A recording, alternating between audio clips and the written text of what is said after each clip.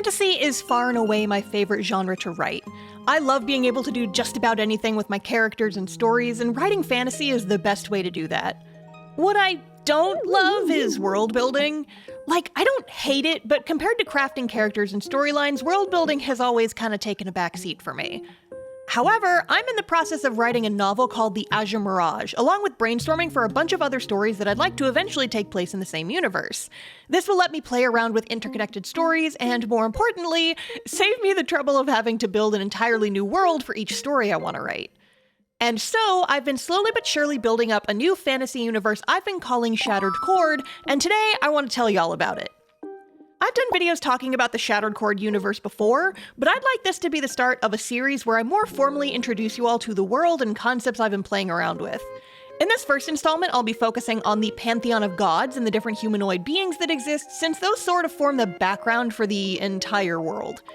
But quick disclaimer, there will be some stuff in this video with holes in it. I still haven't figured out names for all the gods, for example.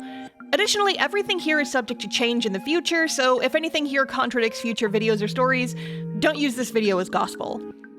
That said, I think it's time to dive in, so let's discuss the Shattered Chord universe. Like most fantasy stories, we're going to start with our origin myth.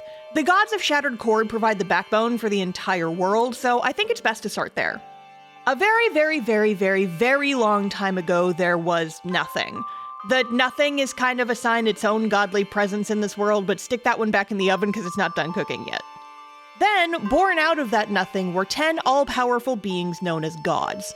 I should note here that these gods aren't perfect, all-knowing, omnipresent beings like you'd have in some religions. Instead, we're more using the word god to define very powerful beings with a lot of magic abilities, but who are still fallible. Closer to Greek mythology than Christianity. Now, the 10 gods that came into existence were all siblings, and are known collectively as the ancestral gods for reasons we'll get into later. And each of the first 8 gods took turns adding something new to this world they were creating. The first god, Alfira, became known as the god of light after creating the planet Sun. The second god, named Dorn, is the god of stone, who earned this title after forming the base of the planet by creating stones and fusing them together. The third god, who doesn't have a name yet, created water to cool the planet and smooth the edges. Obviously, they're known as the god of water. The fourth god, Sind, saw the blank canvas his siblings had made, and rather than making any changes himself, made the first life that would inhabit the planet, dragons. Each dragon was given the power to change parts of the planet, raising the earth to make mountains or splitting it to make canyons, freezing the land and water to make tundras and glaciers, moving the air and water to create currents, carving out rivers, lakes, and caves, creating volcanoes to raise new land from the oceans, and fire to cleanse and create space for new growth, etc. Through this, he became known as the god of change. The fifth and sixth gods are twins who made their creations at the same time. Florian covered the land in green and is known as the god of plants. Meanwhile, Fania, enchanted by her brother's dragons, sought to create more beings like them and created animals. The seventh god, Selene, is a wild card. A very maternal goddess, she wanted to create something that would be able to love her back. And so she made humans.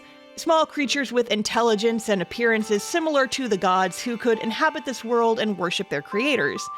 While mostly known as being the creator of humans, Selene is also known as the god of connection and community. And the eighth god, who I don't have a name for yet, is the god of magic. She saw the humans her sibling had created and took pity on them for being unable to use magic the gods use so freely. So she created spirits that would fill the newly created land with magic, as well as giving humans the ability to use magic themselves. So now we've made it to our ninth god, Vitor, the problem child. He looked at this blissful and prosperous world his siblings had created and couldn't think of anything new he wanted to add to make it better. So instead of creating, he sought to destroy. He created storms, earthquakes, tidal waves, all sorts of natural disasters that threatened to tear the world apart. His siblings saw this and naturally got pretty pissed, causing a war to break out between the previous 8 gods and Vitor. The war raged for a long time before eventually all 9 gods lay dead, and the shattered pieces of their godly bodies littered the world they had put so much love into creating. Finally, the 10th god, the youngest sibling and sole survivor of the war, grieved his siblings and sought to bring them back. He tried to use his magic to bring his siblings back to life, except Vitor for obvious reasons, but put a pin in that. However, instead of simply bringing the gods back to life, this instead turned each broken piece of the gods into a new being. The pieces of the first god, the god of light, became the first elves, the pieces of the god of stone became the first dwarves, etc. These beings are known as Shardborn, as they were born from the shards of the fallen gods, and their descendants account for all the humanoid characters on the planet today. The fate of the 10th god is a mystery. Some believe he sacrificed himself to revive the shards of his siblings, while others believe he's still watching over the world in some capacity. Or maybe something entirely different happened. No one knows exactly, and it's still a mystery. However, his act of creating the Shardborn means he's the god most commonly worshipped by people today. Many still revere the other gods, as their creations are still alive and well, but the 10th god may well be the last god who still has sway over the existing world, and as such has become the most commonly worshipped. The 10th god is also known as the god of cycles, life and death, the changing season, destruction giving way to new creation, etc. So, that's our pantheon. In the modern day, the ancestral gods have been dead for millennia, but their legacy lives on in their Shardborn descendants. The children of each god are a mix of Selene's humans, combined with whatever the god in question added to the world. So, now that we're done talking about gods, let's talk about their children. First up is elves. Descendants of the god of light, the elves of Shattered Chord aren't too different from your standard fantasy elves. For the most part, elves resemble humans. They can have just about any appearance that humans can have, but with some changed features. The pointed ears are the most obvious, but also, like some animals, elves have reflective eyes that allow them to see in the dark. Additionally, they're a bit on the fragile side. They tend to have lighter and thinner bones, which makes them more prone to injury. They're the longest-lived Shardborn, maxing out at about 1,000 years old, but the average is closer to 700 or 800. And relatedly, they're known for having very sharp memories, which you'd kind of need if you're going to be living that long. Next up is dwarves, who are descendants of the god of stone. Like elves, we haven't changed too much from the traditional fantasy dwarves, but I've added a little bit of extra flavor. Dwarves are on the short side, usually maxing out at just below 5 feet. They're very hardy and extremely resilient to both illness and injury. Their bones especially are very dense and nearly impossible to break, so if you see a dwarf in a cast, you know there's a story there.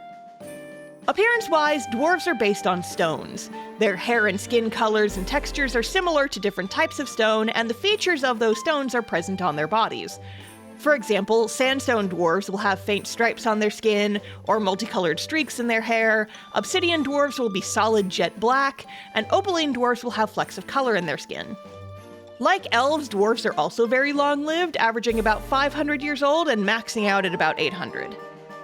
Next up are the descendants of the god of water.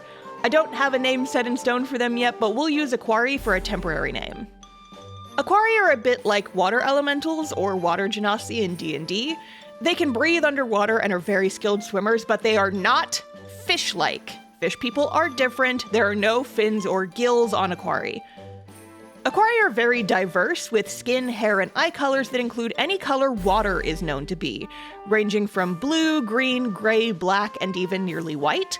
Their sizes and body types are varied based on different bodies of water. For example, Aquari from the ocean tend to have countershading and be larger and bulkier with thick fangs like orcs. Conversely, pond Aquari are the smallest Shardborn race, similar in size and stature to a gnome or a goblin. There's also river Aquari, who are very tall and slender, and lake Aquari, who are more stout.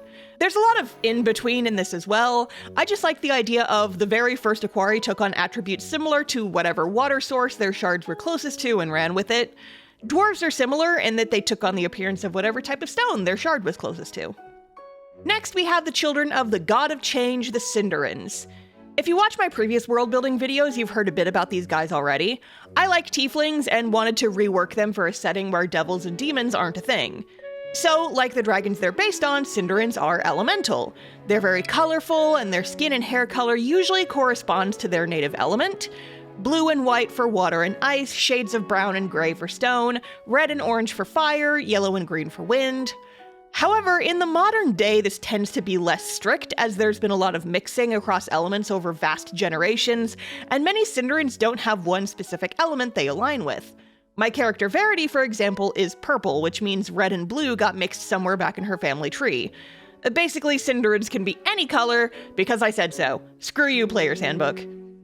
Additionally, like dragons, Cinderins also have horns and tails. The shape and style of both vary depending on their elements and appear similar to the dragons of the same element, but again, there's lots of freestyling involved because of mixing and merging of different elemental bloodlines over the past few millennia. For the children of our god of plants, we have Florians. These guys feel pretty self-explanatory. They're basically plant people. There's lots of different varieties, all based off different types of plants, and they tend to take on the appearance, attributes, and abilities of whatever plant they're combined with.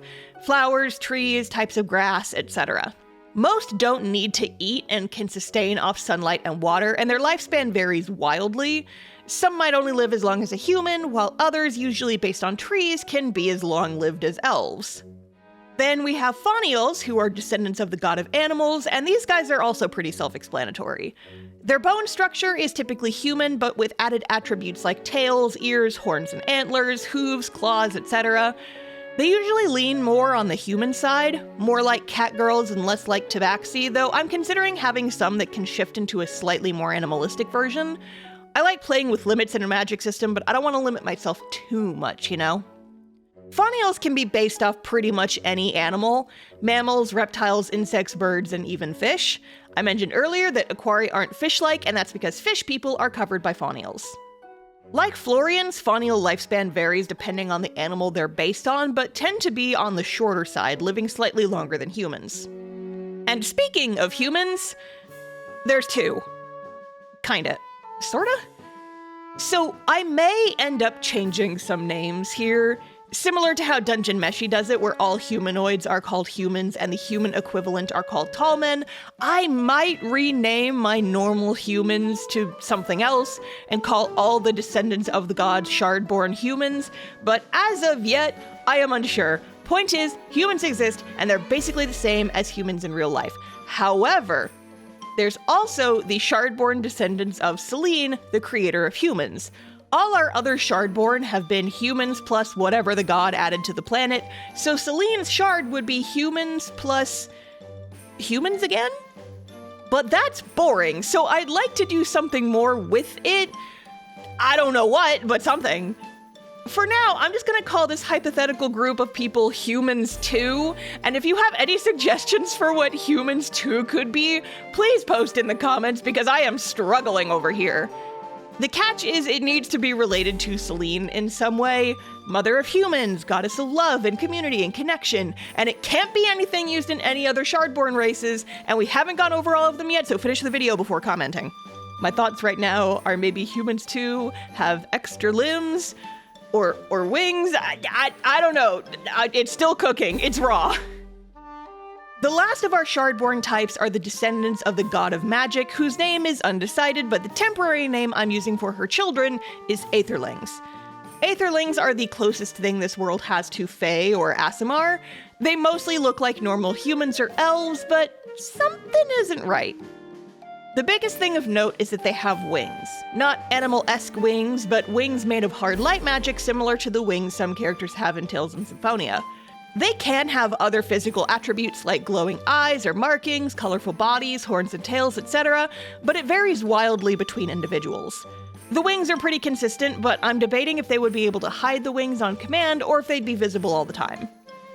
Being descended from the god of magic, Aetherlings have extremely high levels of magic energy, meaning they can use magic for a very long time before tiring themselves out. However, they aren't born with the ability to use magic innately and still have to learn like everyone else. So that's all 8 of our base Shardborn types. All people living in this world today are descended from the original Shardborn, but across millennia, different types have mixed together, creating a lot of diversity in the types of characters you can create. You want a cat girl with wings? Her parents are 2 Faunials, a cat one and a bird one. You want a cool plant person with eyes that glow in the dark? Elf and Florian ancestry. There's a lot you can do with this system, and it leaves a lot of room for creativity when coming up with characters since you can justify basically anything. Which is exactly what I wanted. I can make whatever the hell I want, or whoever the hell I want, and make it completely justified within the logic of the universe, and none of you can stop me. But we're not quite done discussing our gods and their children just yet, because hey, whatever happened to Vitor? Vitor has no shard-born children in the traditional sense. However, that doesn't mean that the shards of his body aren't still out there causing problems. Shards of Vitor have a corrupting effect on anyone or anything that has prolonged contact with them, which can lead to monstrous mutations and a thirst for blood and destruction as Vitor's anger seeps into them. These monsters are an ever-present problem for those living in this world, but most areas thankfully see very little of his influence. Monster attacks are few and far between, they're created by prolonged exposure to what's essentially a cursed object and therefore can't make more by breeding or infecting others, and several different organizations roam the wilderness to hunt monsters and protect the populace. The area that has it worst is where a large majority of Vitor's shards landed, a location called the Black Sands Desert, where each grain of sand is rumored to be a piece of Vitor's corpse. The desert itself is considered completely uninhabitable. Constant harsh winds and sandstorms churn over the landscape, a lack of water means no living beings can survive for long, and any poor soul who strays into it either never returns or comes back changed. Thankfully, the desert is surrounded on all sides by mountains and steep cliffs, forming a protective barrier to keep the monsters in and people out. However, there's a rumor going around that at the center of the desert lurks a being that will grant any wish your heart desires. But that's the story for another day. And that's gonna be all for now. In truth, we've just dipped our toes into the lore for this world I'm developing, but I'll save more info for future installments in the series. Tell me your thoughts down in the comments and make sure to subscribe if you'd like to see future installments of this series, along with future character creation videos, which will be using this lore instead of D&D lore from now on. Additionally, if you'd like to see more of this world and the people who live in it, I've actually started posting chapters of my book, Azure Mirage, on Tapas. At the time of uploading, the first 2 chapters are available to the public, and I'll be adding more as I finish them. However, if you'd like to see chapters early, plus early access to videos and pages of my webcomic cast-off, your name in my video credits, and more, check out my Patreon. Links are down in the description. Thanks as always to my lovely patrons for helping to support the channel and funding these videos, and a special thank you to my video shout-out tier patrons: Holly, Mr. Donmatsu, Alyssa Herzog, Neon Valkyrie, Sammy Katz, and Myth Nerd. Anyway, that'll be it for this one. Fare thee well, friends, and I will see y'all next time. Bye!